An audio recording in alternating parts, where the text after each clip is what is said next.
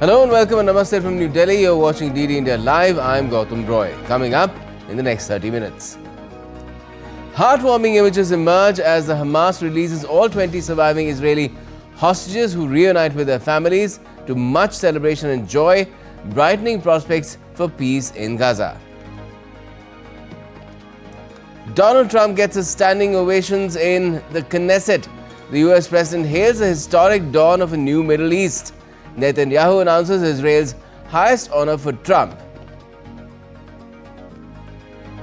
Canada's Foreign Minister Anita Anand calls on Prime Minister Modi in Delhi.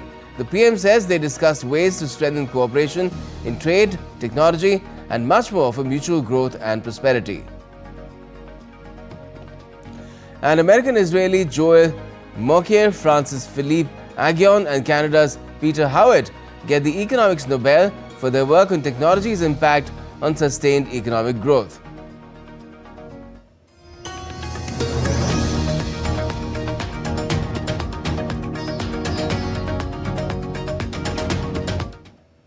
All right, we're taking you across for a live broadcast. We have the Mongolian president landing in the national capital. This is his first visit to India as Mongolia's head of state. President Khural Sukhuna is on a 4-day visit to India.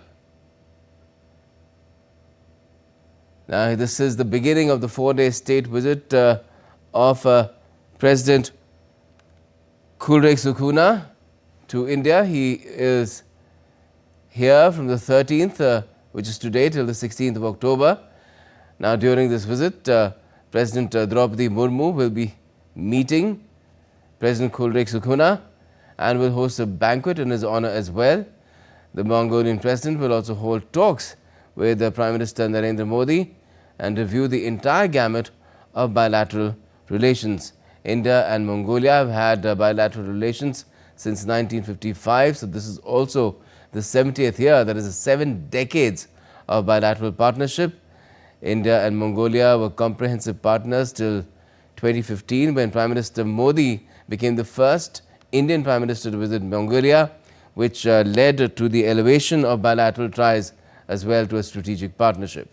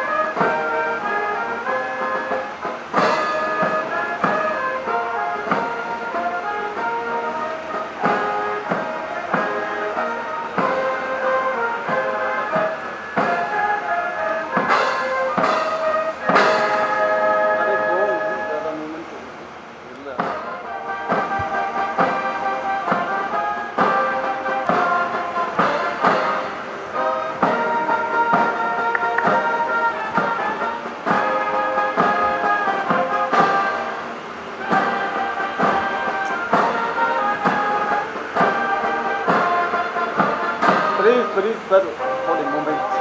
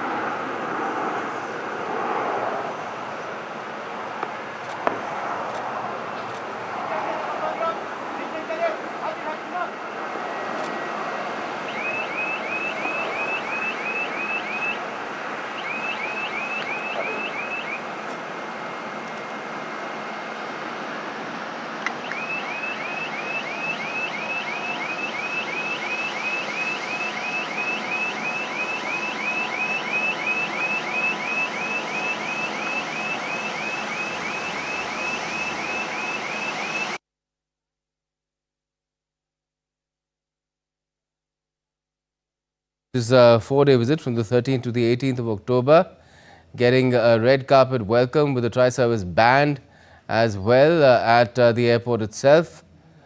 Now, as I was saying, this is his first visit. It's a state visit as well. So you can expect the pageantry to continue tomorrow as well when he is received by President Draupadi Murmu. She's hosting a banquet for him as well. So this will continue for some days.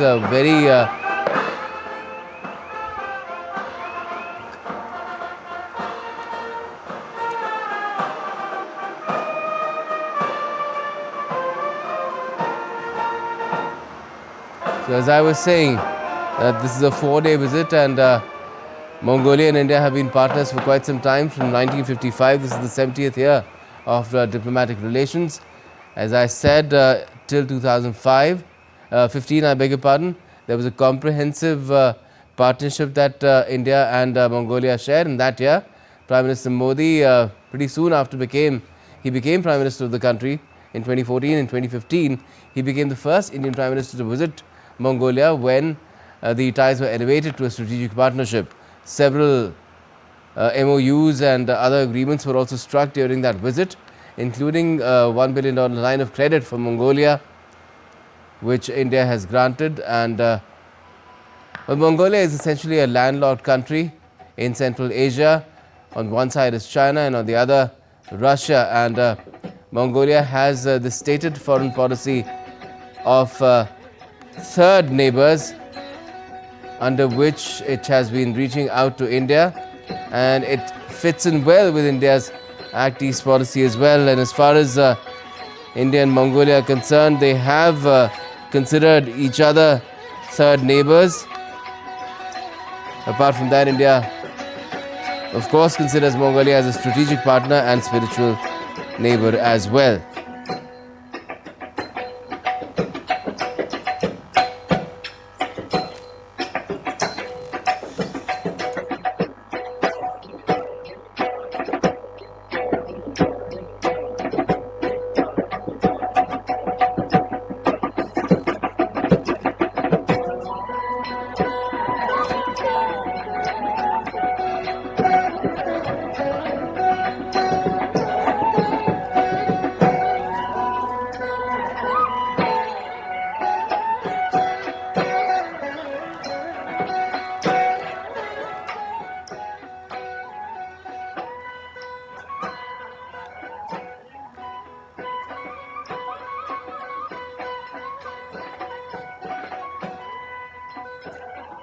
So very culturally rich reception for the Mongolia president as well on his first state visit to India. He'll be here starting today till the 18th of October. And I was mentioning, India and Mongolia have been strategic partners since 2015. Before that, there was a comprehensive partnership that India and Mongolia had.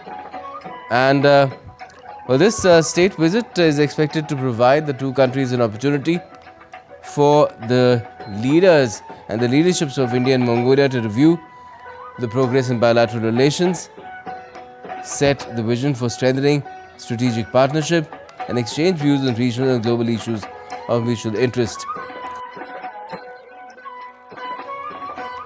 India and Mongolia have fairly extensive ties in terms of their range. Already, they cover sectors such as defense and security, parliamentary exchanges, development partnership, energy, mining, information technology, education, healthcare, and cultural cooperation. The Buddhist link is very significant between India and Mongolia. A very vital link that has been energized from time to time through even the appointment of ambassadors by India to Mongolia in the past. And at this point, when of course there's a race on in the world for getting access to critical elements, Mongolia is fairly resource rich, blessed with a lot of resources there, from coal to other key minerals as well. rare earths too, where India and Mongolia can look to expand their cooperation apart from also energy. In fact, the line of credit that I mentioned earlier that India extended to Mongolia of $1 billion back in 2015 has primarily been used for developing an oil refinery. Mongolia, to a large extent, depended for its oil supplies to Russia, but with this refinery, it can enhance its self-reliance, something which India is also seeking to do in all spheres, not just energy.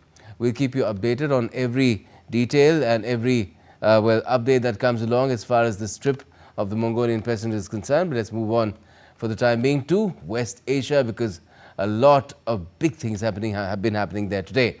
Now, US President Donald Trump has been given a standing ovation by Israeli MPs as he entered the Knesset on Monday. Trump traveled to Israel to meet with Israeli Prime Minister Benjamin Netanyahu and address its parliament as the Hamas handed over all 20 surviving hostages to Israel.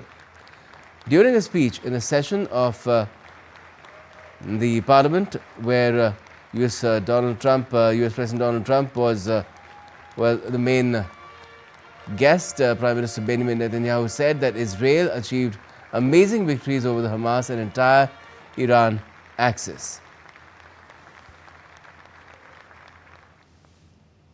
Israel achieved amazing victories over Hamas and the entire Iran terror axis. Sinwar, Dev, Khania, Nasrallah, Assad, they're all gone. Netanyahu also described US President as the greatest friend Israel has ever had in the White House. Trump is the greatest friend that the state of Israel has ever had in the White House.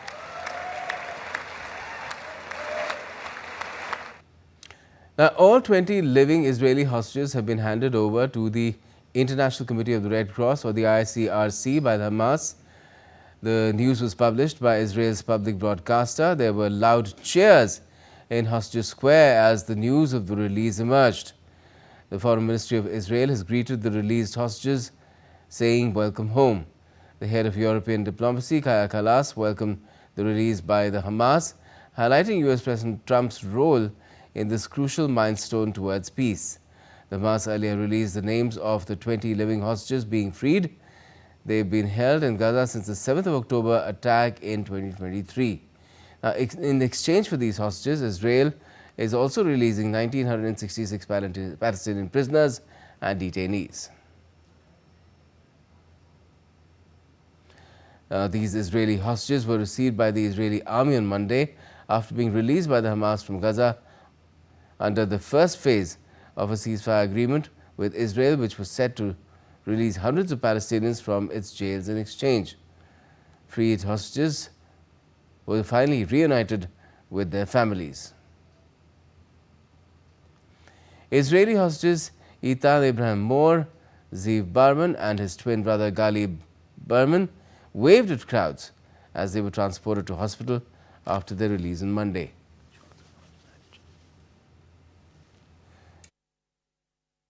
Two buses carrying Palestinian prisoners were also released from Israeli prisons, which arrived in Ramallah on the day of the ceasefire deal.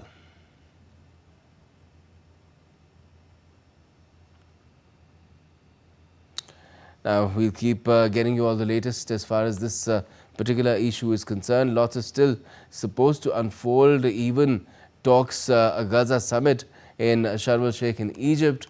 But we're moving on for the time being. Well, following the formation of Prime Minister Sébastien Lecornu's new government in France, French President Emmanuel Macron announced that he will remain in office. He emphasized that political forces have a responsibility to promote stability rather than gamble on it.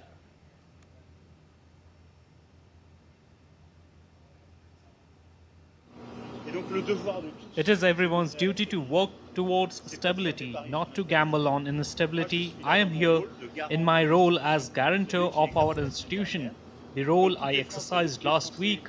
Like all French people, I have seen many comments that have not been commensurated with the event, and I ask everyone to pull themselves together and work with rigor and respect. In Madagascar, thousands of protesters gathered in Central Square in Antananarivo on Monday, chanting for President Andry Rajoelina to step down. The demonstration marks the most serious challenge to his leadership since his re-election in 2023. Protesters, many of them students, held banners referencing Gen Z as military vehicles moved slowly through the crowd. Some demonstrators hung off the sides of the vehicles, while soldiers remained visible but did not intervene. Madagascar's presidency said Rajoelina will address the nation later on Monday after losing the support of a key army unit that joined the youth-led protests. Demonstrations began on the 25th of September over water and power shortages, but have since escalated into broader demands for the president's resignation, driven by frustration over corruption, poverty and lack of basic services. The Nobel Memorial Prize in Economic Sciences for 2025 has been announced. The Royal Swedish Academy of Sciences declared the award on the 13th of October, which is Monday, marking the final prize of this year's Nobel season. Joel Mokyr, Philippe Aghion and Peter Howitt have won the 2025 Nobel Economics Prize for having explained innovation-driven economic growth. The prestigious award, formerly known as the Sveriges Riksbank Prize in Economic Sciences in memory of Alfred Nobel, carries a prize of 11 million Swedish crowns for the winners. In its declaration, the prize awarding body praised the laureates for underscoring that sustained economic growth is not guaranteed. Let's hear what the Royal Swedish Academy of Sciences had to say on this award. Now, wealth inequality is often named as one of the biggest economic problems plaguing the world, and that's why it's closely monitored. Now, Oxfam has new numbers out, specifically looking at Europe and the continent's super rich. Lars Holter is with Deutsche Welle and is joining me from Berlin to talk about it. Good evening to you, Lars. What do the latest numbers tell us?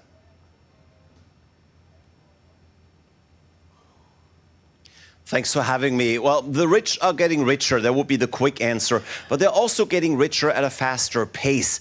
But let me give you some numbers here. Currently, there's 487 billionaires in Europe. That is 39 more than last year. And that means that just about every 9 days, a new name joins the list. Now, to put that in perspective, worldwide, we have almost 2,800 billionaires these days. But to stick to Europe, our 3,600 richest citizens own as much as the 181 million poorest citizens. Also, Germany, to give you the perspective from Berlin, Germany has the 4th highest number of billionaires in the world after the US, China and India. So that would be 130 people with a combined wealth of 625 billion euros. And Lars, where does all this money come from that made the super rich so wealthy? That's an interesting question specifically with regards to Germany, because obviously most billionaires are so rich because they started mega successful companies, and that's easiest to see, for example, in the United States, where the richest people in the world live, and they are almost exclusively entrepreneurs. Like I think Elon Musk at Tesla, or high-tech billionaires like Mark Zuckerberg, Jeff Bezos, Larry Ellison, there's Page and Brin of Google. That's how the list goes there. However, in Germany specifically, only around a third of billionaires actually made their money themselves. A full 71% are actually the heirs to fortunes. That would be descendants of the founders of BMW, Porsche, Volkswagen, some of the big retailers. Now, their wealth has been growing at a fast clip for years. While the same can obviously not be said at all for the general public. And so the sad but not surprising result is inequality is on the rise in Germany, in Europe, just as it is around the world. Well, that's not a very encouraging sign for the global economy. But thanks for that update, Lars Holter, joining us from Berlin. Now, the visiting Canadian Foreign Minister Anita Anand called on Prime Minister Narendra Modi in New Delhi on Monday. Prime Minister Modi welcomed the Foreign Minister and conveyed that her visit would contribute to ongoing efforts to impart new momentum to the India-Canada bilateral partnership. Prime Minister Modi recalled his visit to Canada in June this year for the G7 summit, during which he held an extremely productive meeting with Prime Minister Mark Carney. The PM noted the significance of enhanced cooperation between the two countries in trade, energy, technology, agriculture and people-to-people ties. Prime Minister Modi conveyed his warm wishes to Prime Minister Ghani and said that he looked forward to their upcoming engagements. And the visiting Canadian Foreign Minister, who is on a two-day stay here in India, met India's External Affairs Minister Dr. S. Jaishankar as well. Both the leaders had constructive discussions to restore and reinvigorate the mechanisms necessary to advance India-Canada partnership. They also exchanged views on global developments and on shared challenges. The leaders also agreed on an ambitious cooperation roadmap and to shepherd the process of rebuilding cooperation between the two nations. Now, the Government of India's flagship initiative to improve multimodal infrastructure connectivity, PM Gati Shakti National Master Plan, completed 4 successful years on Monday. The occasion was marked by the launch of multiple new initiatives which would provide further boost to Gati Shakti for better coordination and planning amongst government departments and state governments. The event, organized in New Delhi, was attended by India's Minister for Trade and Commerce, Piyush Goyal, along with several senior officers of various ministries. During his address, the minister said that this scheme is transcending every sector of the government and governance.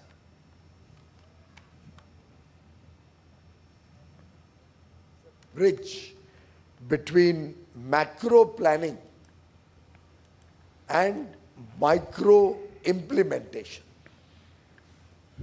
It is a framework, it is a tool that is helpful for all of us in whatever activity, whatever work that we may take up. PM Gati Shakti transcends every sector of government and governance. Now, a rapidly warming planet means more frequent and devastating disasters. This International Day for Disaster Risk Reduction, the UN has urged nations to fund resilience, not disasters. With the launch of infrastructure for resilient islands states at COP26, India is leading a global effort to build a safer, disaster-ready future. DD India's Tapas Bhattacharya has this report.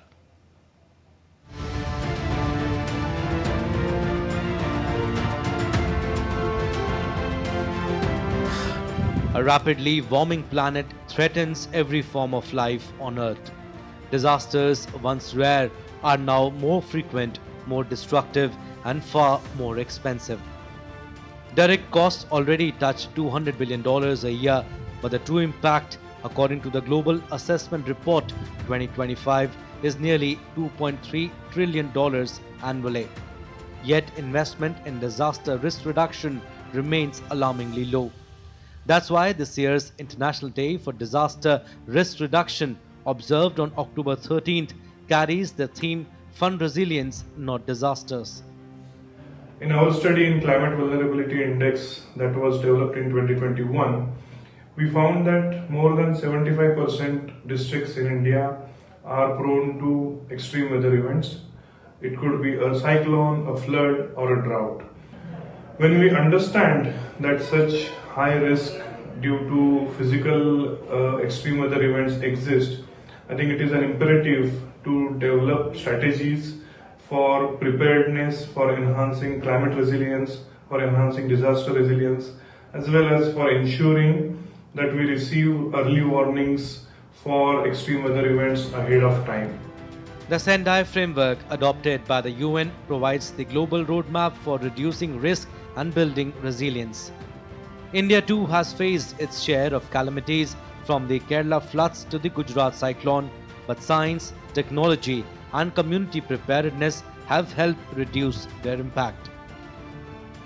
And resilient infrastructure is one of the smartest investments we can make, protecting lives, safeguarding economies, and promoting growth. The challenge facing the world is daunting. Meeting global infrastructure needs will require investment each year of $9.2 billion by 2050. However, the evidence is clear. Resilience pays for itself. By investing today, we can reduce disaster risks and secure a more resilient future.